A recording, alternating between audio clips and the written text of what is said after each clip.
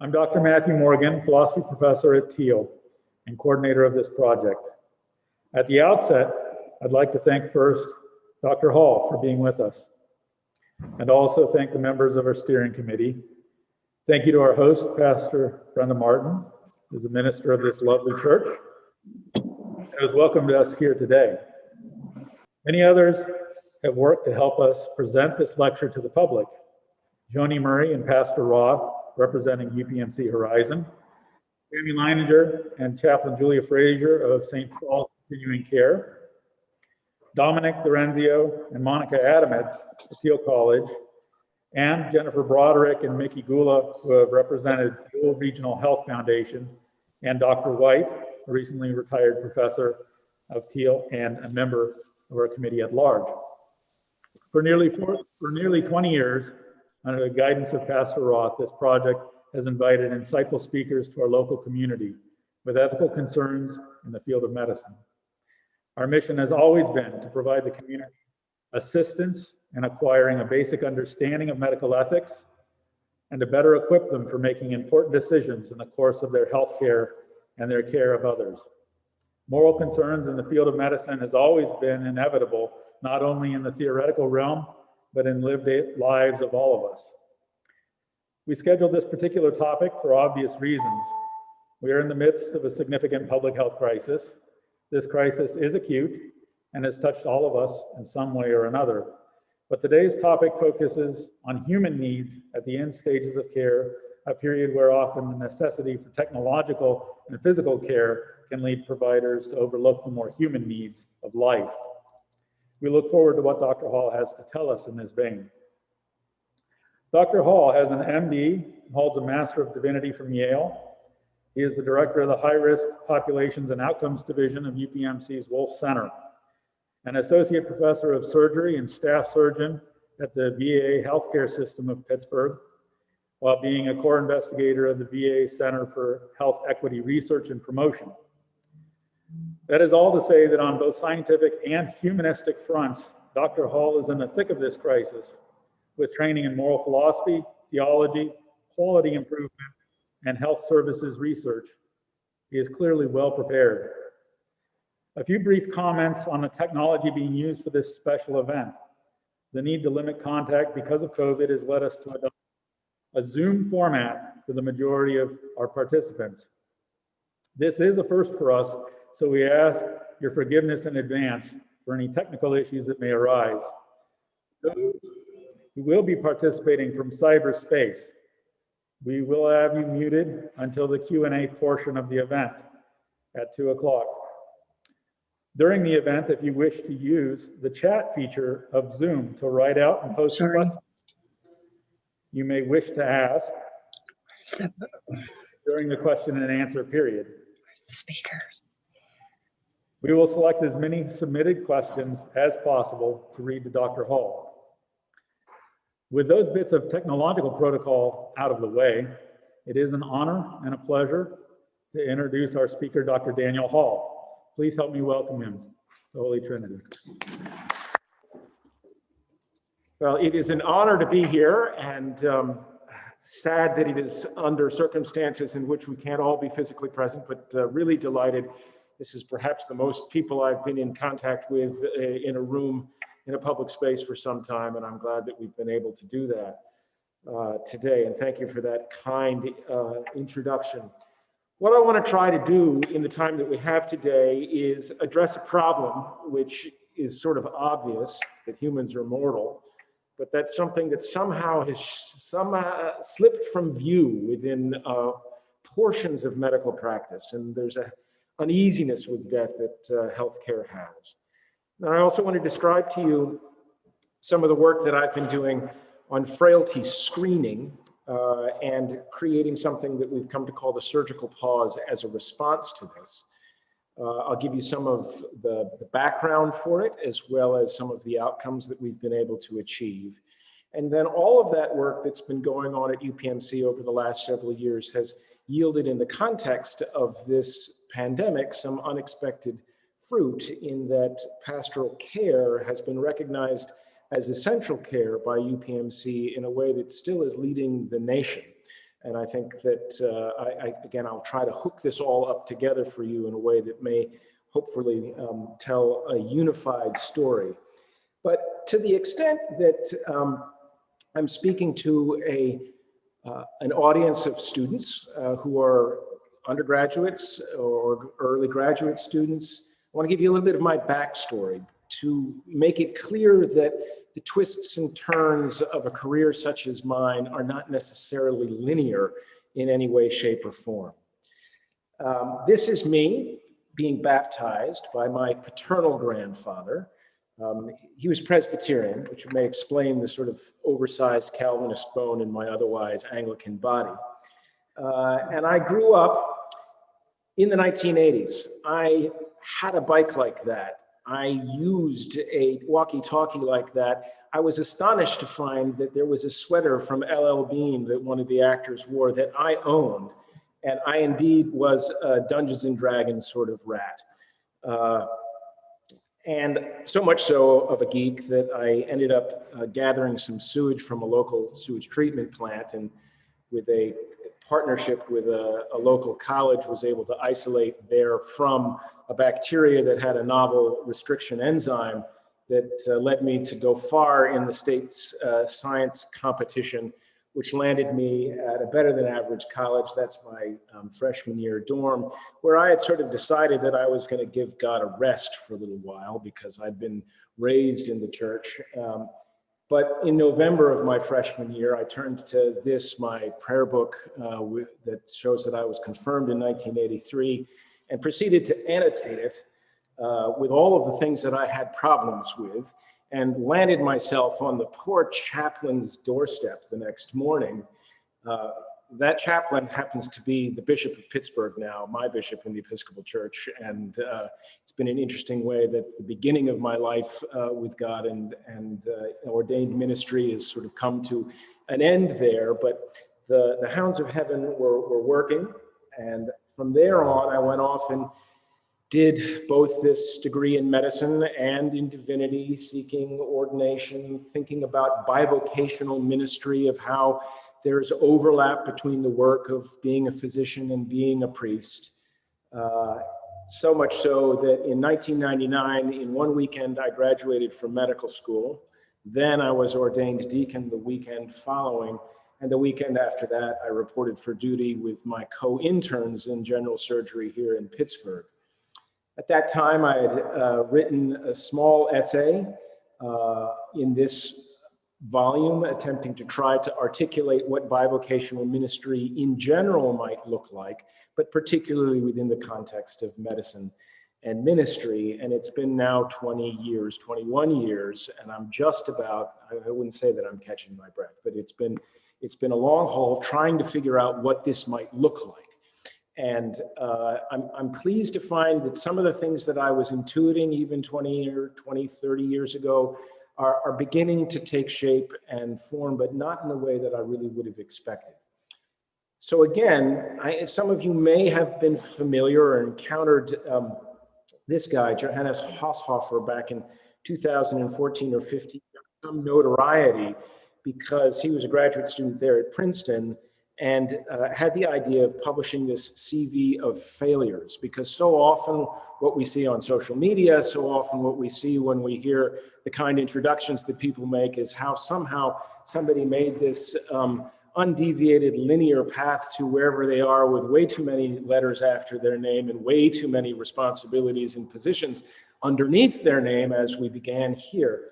So I want to share with you a little bit about my CV of failure. I started out trying to look at empirical associations between religious belief and health outcomes.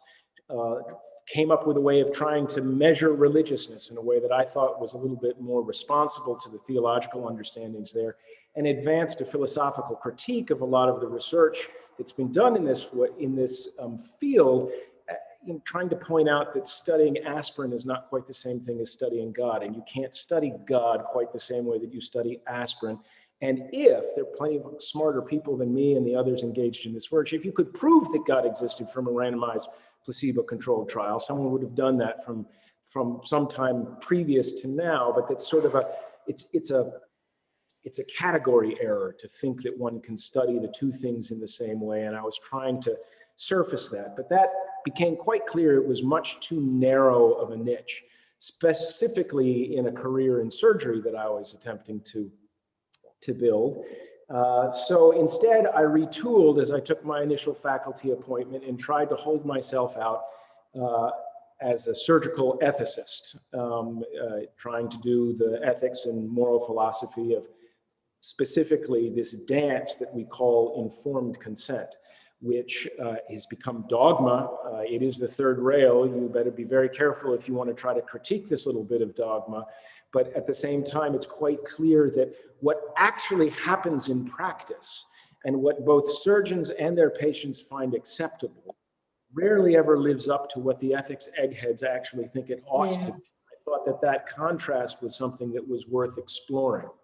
But again, I got the feedback after doing that from several years that my choice of relatively common procedures, an inguinal hernia repair or a gallbladder operation, were perceived to be too low risk to be really interesting to garner the kind of funding that I needed to generate to continue to justify my presence on the faculty of the University of Pittsburgh.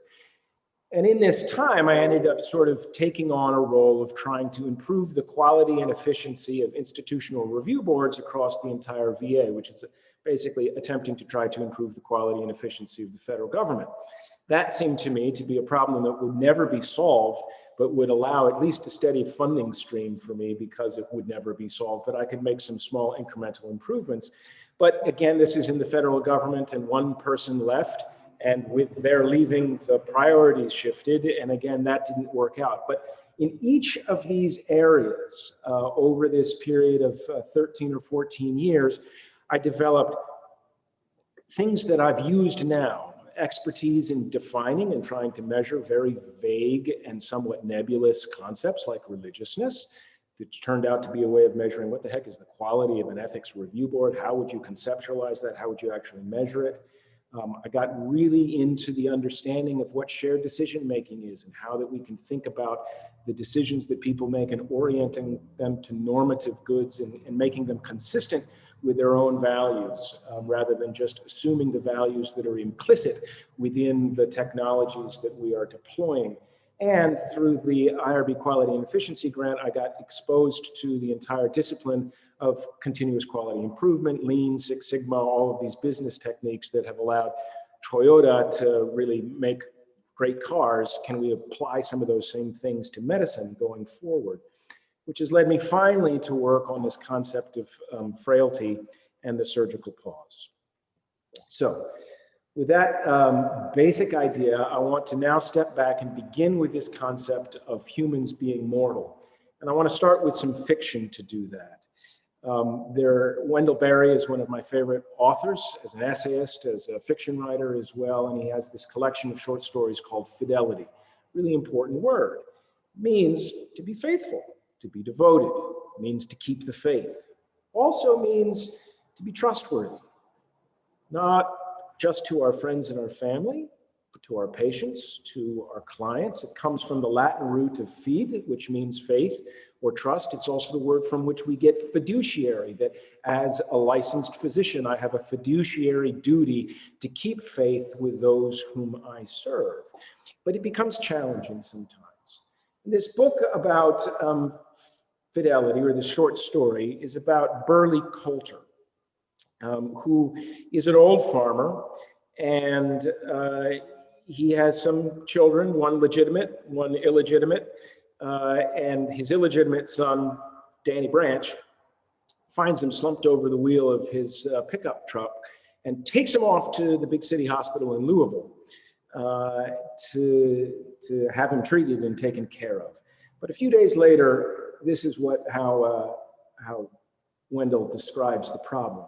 He says, when they returned on yet another visit and found the old body, still as it had been, a mere passive addition to the complicated machines that kept it minimally alive, they saw finally that in their attempt to help, they had not helped, but only complicated his disease beyond their power to help. And they thought with regret at the time when the thing that had been wrong with him had been simply unknown. and there had been only it and him and them in the place that they had known together. Loving him, wanting to help him, they had given him over to the best of modern medical care, which meant, as they now saw, that they had abandoned him. So this is his description of what this image often means to many people, where our bodies begin to serve the technology rather than the technology perhaps serving the bodies. They were encountering their father and their loved one and their friend in this circumstance, which is very different than this circumstance, which is the way they remembered him, which is the way that we like to remember ourselves in all the various ways in which we flourish as human beings. And medical technology is intended to allow us to do this, to flourish. But sometimes it can't accomplish that good, and we get caught in a vortex where this is obscured, and all that we can follow is the blood pressure and the heart rate and the oxygen saturation, which is an abstraction away from this kind of full flourishing. Now,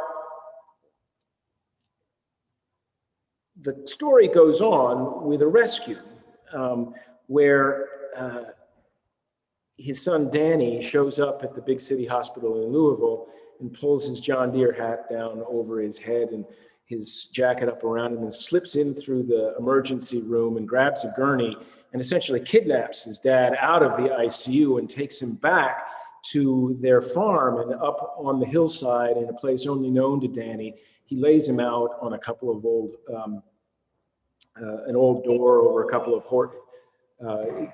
in an old barn, and attends to him as he's dying. But as he's dying there, in a place that he knows, in a place that's familiar, attended by a loved one, his humanity returns in a way. And this is the way that Barry describes it. He says that Burley returned to his mind. And Danny knew Burley again as he had been when his life was full.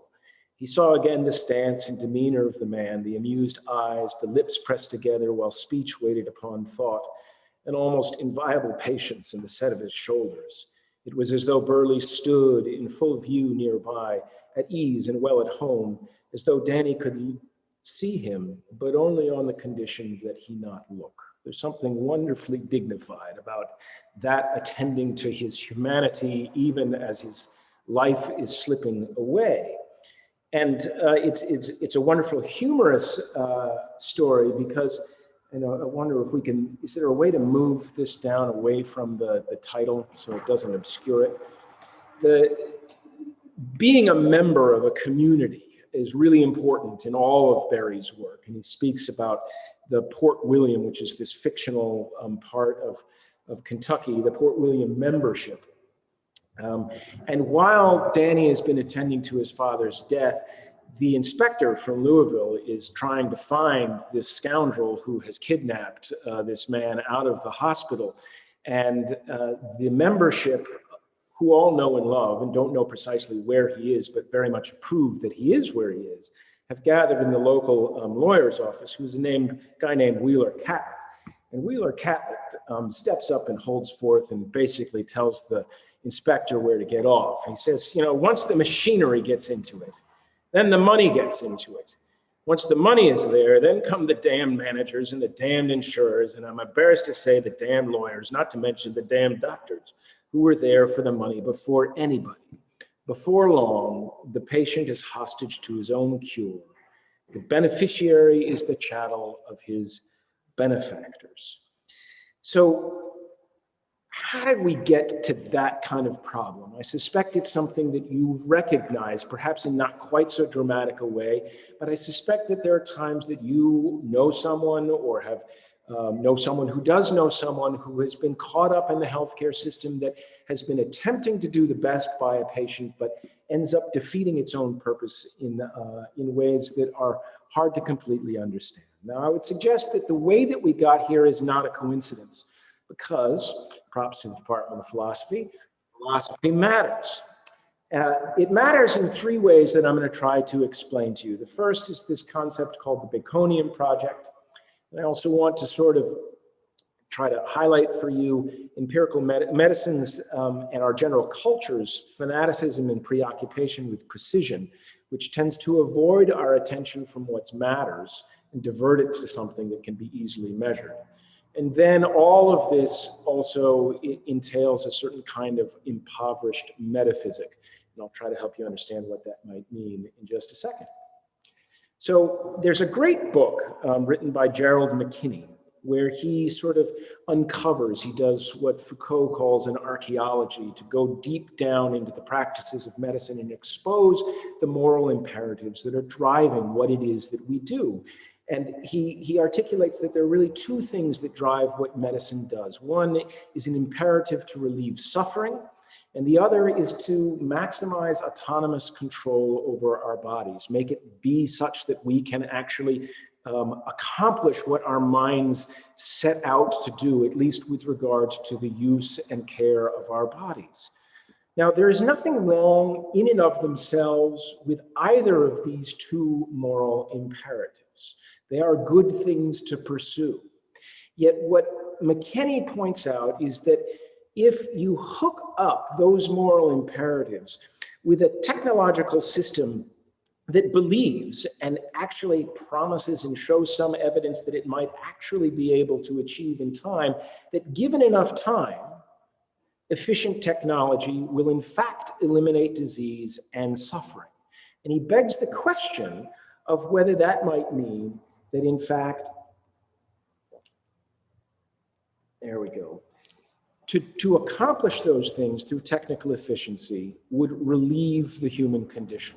Because what it means to be a human being, after all, is to suffer and not be in control of our bodies, right? This is the way we come into the world. This is the way that we go out of the world. There's this moment in time, maybe in the middle of our lives, if everything goes right, that we think that we may not be in fact suffering and we are in control. But just wait a couple of minutes and you'll figure out in ways that won't actually come to be. This is not just a theoretical thing, right? So this is from the Pittsburgh Post-Gazette from a few years ago, a headline that says, "Give people hope." That, let me remind you, is a theological word. "Restore federal funding for medical research." And Art Levine, who was then the chancellor for the health sciences at Pitt, wrote, "Congress's failure to increase NIH funding is yet another blow to patients and families whose hopes for alleviating their burden of disease and disability are intertwined with groundbreaking biomedical research." What is being implied here is that if we were to adequately fund the NIH, we would be able to get out of life alive, right? This is preposterous, but there are people who are arguing for it. Ray Kurzweil is an incredible futurist. My dad worked for him back when I was playing Dungeons and Dragons, when he had a reading machine. Incredibly brilliant guy, but actually thinks that in 2060, we're going to upload our consciousnesses into the cloud, and we are going to essentially transcend the limits of our human bodies and live like gods going forward. These ideas are part of the air that we breathe and inform many of the questions that we ask and the expectations that we have in ways that are quite subtle. We can point them out in their extreme, but in their more moderate versions, they are still shaping and constraining our imagination and lead, I think, to this catch-22 that Burley Coulter got himself caught up in. Now, this concept of the avoid and divert strategy, which is a concept that Alvin Feinstein, who's the grandfather of epidemiology and health services research, pointed out that we prefer to have a precise answer to a diverted question rather than an imprecise answer to the question that really matters. So the example of this is that it's really hard to define and even harder to measure what an excellent doctor is, but you can get a very precise measure of how they responded on a 250 multiple choice question test, right? So we end up measuring things like death and cost and safety and efficiency that can be reduced down into terms that can in fact be measured. But that begins to constrain our imagination such that what we end up doing is measuring things that look like that picture over on the left, rather than focusing on the picture over on the right, which is what really matters. There is some correspondence between the two of them, but the one on the left is much more of an abstraction and not fundamentally the thing that we really want to be able to achieve. And all of this leads to this concept that I have referenced as being an impoverished metaphysic. This is another great book by a colleague of mine, Jeff Bishop, called The Anticipatory Corpse. And one of the things that he points out is that the way in which the intellectual tradition of medicine that got going in the Enlightenment and sort of reached its full flourishing in the early 20th century now has left us with a view that only has, it views the world essentially as molecules in motion. This is the idea, right? When you go to medical school, in the first year, you take physiology and you learn that the heart pumps and it goes out of the heart to the aorta, down into all of the arterioles, into the vascular bed, and then comes back to the heart through the veins and up through the inferior vena cava. You learn that the lung breathes in oxygen and breathes out carbon dioxide. It goes in and it goes out and exchanges those gases in a way where the molecules are in motion. The kidney filters out all of the various electrolytes and keeps homeostatic balance within the body. And then in the second year of medical school, you learn pathophysiology, where you learn all the different ways in which the molecules can start moving in the wrong way, right? And then you start to learn the therapeutics in your third and fourth years, so that when all of a sudden the blood stops pumping in the way that it's supposed to, you sort of give them some inotropic medicines by vein to get the heart moving in the right direction. And when the molecules start moving the wrong direction inside the lung, you intubate them and put them on a mechanical ventilator, and you're able to move all of the gas exchange in the way that you would want. Or when the kidneys stop functioning in the wrong way, then you're able to actually replace their kidneys with a dialysis machine and make all of those molecules move in the appropriate way. The problem here is that it renders us with a metaphysic that includes only efficient causation and material causation, which is this sort of mechanistic view of the world. And what has been lost, even from the language to be able to conceptualize and articulate, is what Aristotle would have called formal or final causation. We know that the molecules are moving and that they're impacting on each other, but we don't even really know how to ask, what are they moving